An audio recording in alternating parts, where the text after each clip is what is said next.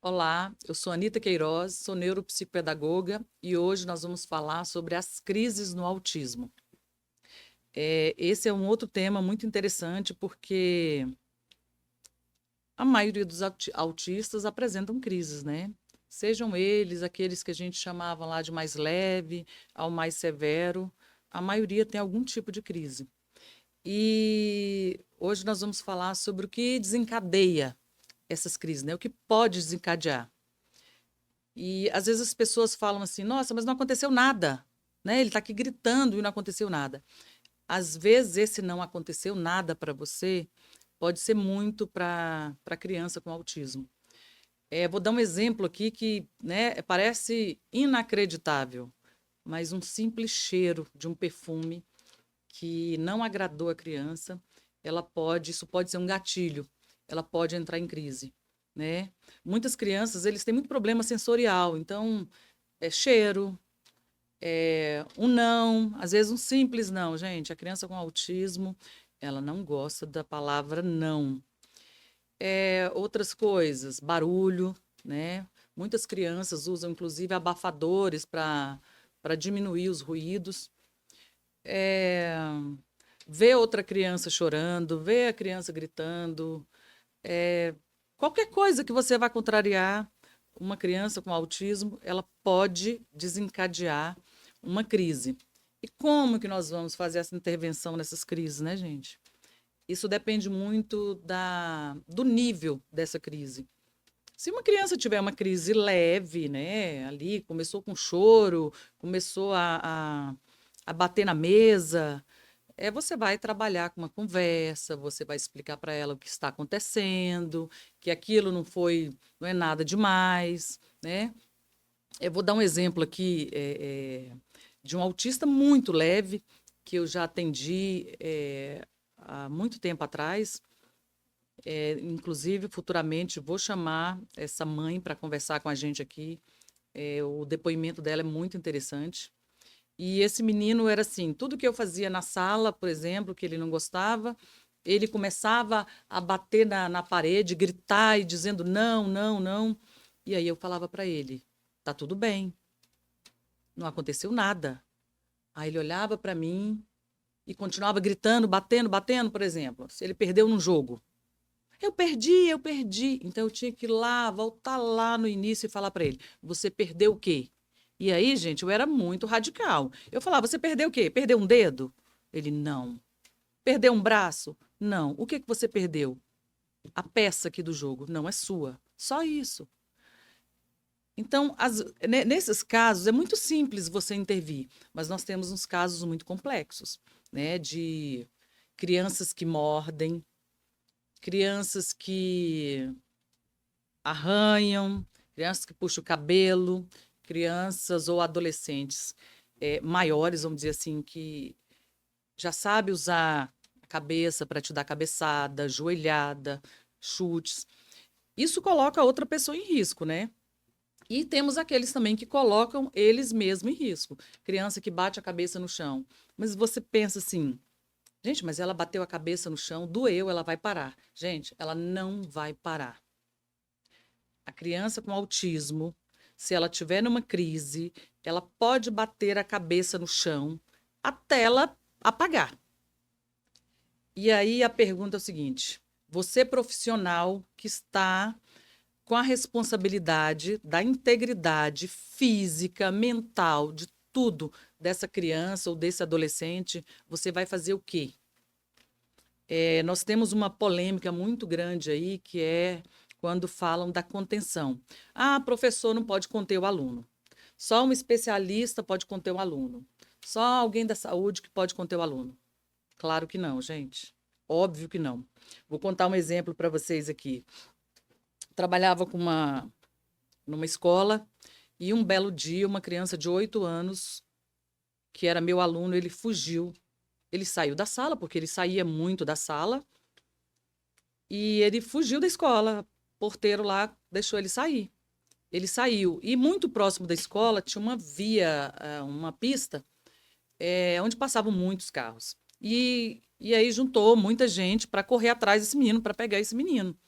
E aí a direção da escola começou a gritar: não toquem nele, não toquem nele. Então, assim, só que esse menino corria em direção à pista. E como ele era meu aluno, eu comecei a entrar em desespero. Por sorte, estava vindo um rapaz, acho que de uma academia, muito forte, e ele me perguntou: você quer ajuda? Eu falei: quero. Ele foi lá, pegou esse menino, colocou aqui nas costas e colocou na escola.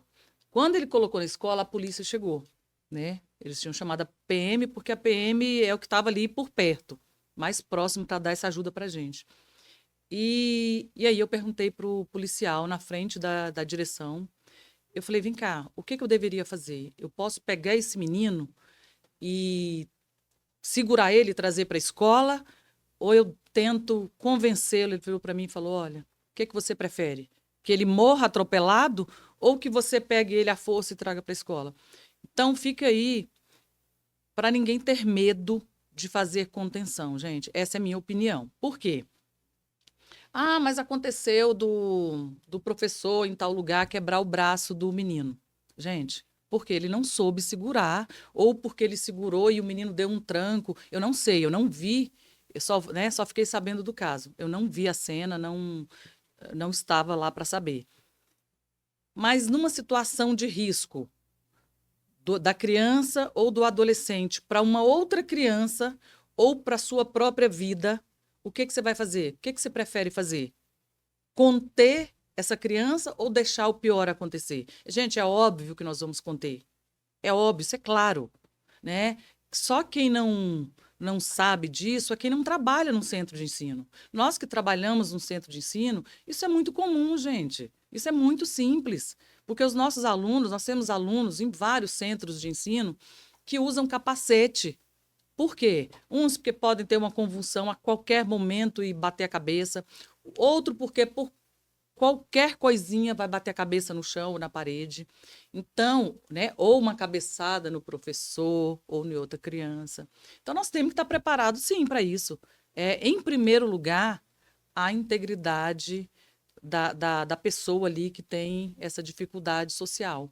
Então, nós não podemos ter medo disso. A gente tem que começar a desmistificar isso, começar a deixar isso mais claro, que nós não temos ali. Um aluno entrou em crise, você acha mesmo que nós vamos ligar para o SAMU e ele vai chegar lá em 2, 3 minutos? Quantas e quantas vezes, por problema de saúde, inclusive, de meninos passando mal, nós ligamos e o tempo que demora para chegar. Então, são medidas que nós temos que tomar ali, naquele momento ali, de segurar aquela criança ou aquele adolescente da forma mais confortável possível para ele, logicamente, né, com todo cuidado, com muito respeito, sem machucar essa pessoa, né, sem deixar marcas, mesmo que uma coisa muito simples que a gente faz, segurar no punho aqui da criança, né, aqui no antebraço, mesmo que isso, às vezes, você está segurando por um simples passeio e que a criança faz um esforço muito grande para sair de você ali naquele momento e que pode ficar vermelho. E isso é muito comum e a gente tem que parar com isso. Vou colocar aqui um assunto muito, né, misturar com esse aqui, um assunto muito legal que eu acho interessante, que a gente tem que começar a cobrar os pais de crianças especiais. Eu não estou dizendo só de autista. Eu costumo dizer que eles têm a faca e o queijo na mão e basta saber usar. Eu fiz um projeto há uns anos atrás e entreguei para um senador que eu tinha muito contato com ele, né? Eu entreguei para ele um projeto e entreguei para, se não me falha a memória, para 3 deputados distritais, que é para ser colocado câmeras em todas as salas de aula de crianças até 5 anos, né, as neurotípicas, e também nas escolas, nos centros de ensino especial. Colocar câmeras, gente. Para quê?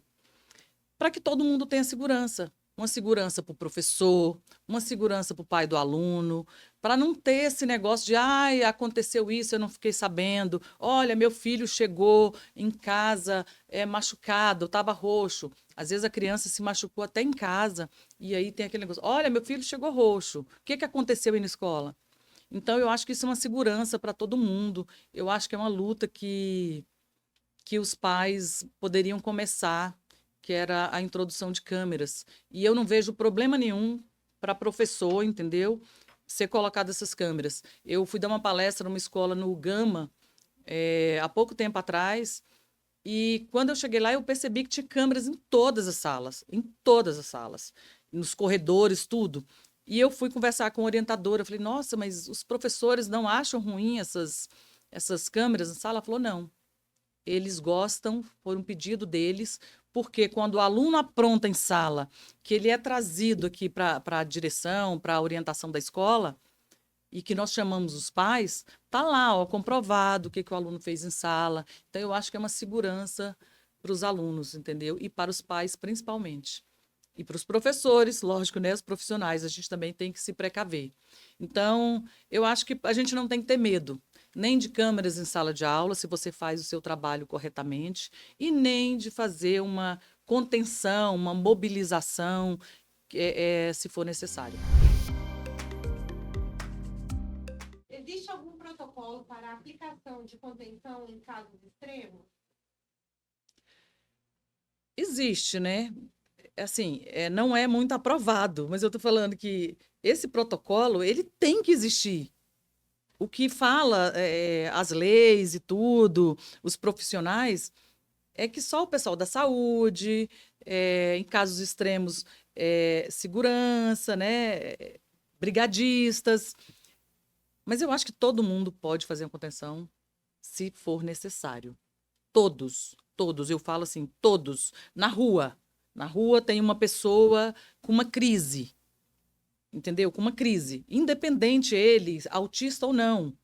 Ele tem que ser contido de alguma forma, entendeu? Ele tem que ser contido. Eu vi um exemplo essa semana de um morador de rua, acho que um morador de rua bateu do nada, do nada. O cara provavelmente estava drogado e machucou uma senhora, uma idosa, e que ela teve várias fraturas no rosto. Nem sei como está a situação dela, mas parece que foi bem sério. Então, assim, é óbvio que você presenciar uma coisa dessa, você vai ter que fazer uma contenção, seja ela qual for. Dentro de uma escola, para um autista, a contenção, obviamente, que é diferente. É diferente, né? Você vai usar ali de meios bem suaves, né? Com mais cuidado. Por quê? Porque você sabe que aquela pessoa ali, ela não está com uma arma, ela não está com um objeto. Para cada caso, tem um jeito de você fazer uma contenção. Por exemplo, eu já vi um caso que eu achei muito sério. Uma pessoa com esquizofrenia numa casa entrou em crise e eu acho que ele estava com uma faca, alguma coisa assim, e me parece que os vizinhos chamaram a polícia e o que que fizeram? Né? Atiraram nessa pessoa.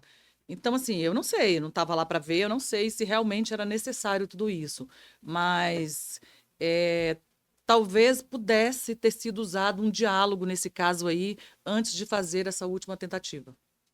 Como garantir que a contenção física seja feita de forma ética e segura? Primeira coisa é treinamento, né? Primeira coisa é treinamento. Você tem que saber onde você vai segurar, tocar nessa pessoa para que você não a machuque e para que ela também não revide em você. Você tem que ser um profissional, porque dependendo onde você segurar, você pode quebrar, né? Se você for segurar na mão, em locais que não é adequado, você pode machucar gravemente essa pessoa. E você acha que aqui no Distrito Federal as escolas têm profissionais, professores, a própria equipe diretiva das escolas estão preparadas para algum tipo de manejo como contenção? E o que precisaria para ter esse tipo de contenção no ambiente controlado como a escola? Treinamento. Eu acho que primeiro que não estão preparados. Não estamos, eu vou dizer assim, né? Não estamos preparados. Por que que eu me incluo? Porque dependendo da situação, eu também não vou conseguir, né? Se for um rapaz, por exemplo, um homem, que a gente está falando de pessoas com 20, 30 anos, dependendo da força dele, eu também não vou saber e nem vou conseguir conter, vou precisar de ajuda. Então, eu acho que falta é treinamento, eu acho que a gente precisa de profissional para nos ajudar, para nos treinar para que a gente faça essa contenção da melhor forma possível. Qual o impacto psicológico do uso frequente de contenção física em pessoas autistas? Aumento da agressividade, com certeza. Se uma criança ou uma adolescente autista, toda vez que ele estiver em crise, você for tocar nele, for segurar, for conter, ele vai entrar em crise mais vezes, ele vai ficar pior, ele vai regredir. O principal, eu acho que é o diálogo, é a conversa, né? Usar o ABA, né? Usar a psicologia para trabalhar com essas crianças. Como envolver a família no processo de prevenção de crise e no atendimento sobre a contenção? Falar a mesma língua. Eu acho que todos têm que estar envolvidos nesse processo. Família, terapeutas, professores, cuidadores. Eu acho que todos têm que falar a mesma língua, porque às vezes quando você trata de um jeito, o outro profissional trata de outro, aí você fica, por que entra em crise com fulano e não entra em crise com Beltrano? Porque as pessoas trabalham diferente. Então, eu acho que o ideal é falar a mesma língua, estar sempre em contato, escola com psicólogo, com psiquiatra. Por isso, de novo, a importância dos relatórios. Relatórios bem explicativos, com linguagem simples, tanto do médico para a escola, quanto da escola para os médicos e família. É importante que a escola também acate os relatórios médicos, as recomendações no dia a dia, né? Para que essas crianças tenham atendimento integral. Porque não é comum a gente ver escolas, né? Ela ignora algumas recomendações médicas e algumas peculiaridades das crianças. Ou isso não acontece? Acontece, eu estou falando, a escola não está preparada. A escola não está preparada, e aí você fala, mas você trabalha num centro. Trabalho num centro, por isso que eu posso falar com propriedade que a escola não está preparada. Olha, ela não está preparada com profissionais, ela não está preparada com a própria escola, a parte física da escola, com salas, com ambientes. Então, falta tudo, falta muito para atender uma criança autista. E você acha que ela não está preparada por quê? Porque a demanda é muito grande, ela não dá tempo de pensar, ou ela vai trabalhando com o que ela tem sem um planejamento? Porque ela vai trabalhando com o que ela tem, Sem planejar. sem planejar, e está tudo bem. Eu penso assim, hoje, por exemplo, hoje o que eu posso falar, né? Escola faltando professores, e está tudo bem. Por que está tudo bem? Ou para o governo está tudo bem, porque a criança ou fica em casa, ou vai para a escola e um outro professor substitui, mesmo às vezes ele estando com o aluno dele.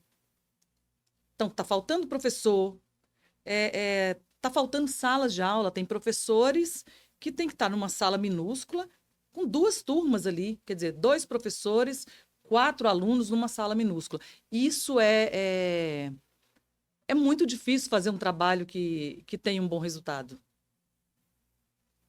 O famoso enxuga-gelo. Exatamente. É possível eliminar completamente o uso de contenção com intervenções da terapia ABA? Você mencionou o ABA. É possível? Depende. Depende muito do indivíduo, é o que eu falo. Nenhum autista é igual ao outro. Pode ser que um autista, né, vários, passe uma vida inteira sem ter assim muitas crises, né, que precisa de uma intervenção. Mas dependendo do momento de uma crise muito severa, aí não tem como. Às vezes o ABA não é 100%, ele não faz tudo, não faz milagre também. Apesar, né, de eu falar assim, eu defendo muito a ABA. A ABA é um método comprovado cientificamente, mas ele também, num caso muito severo, ali só a contenção. Por isso que eu digo que a contenção tem que ser feita só em último caso.